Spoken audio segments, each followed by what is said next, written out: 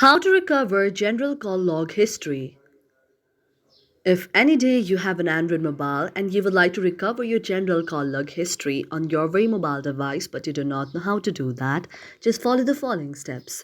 For this, first of all, you have to check whether you're connected to a stable internet connection or not. That may be a Wi-Fi connection or your data connection as well.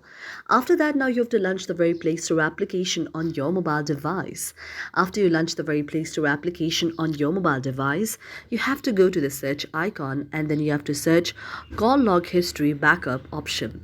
When you go to the option call log history and backup, now you can see the interface like this. You have to tap on the first interface like this and then you have to install the very application of call log history and backup.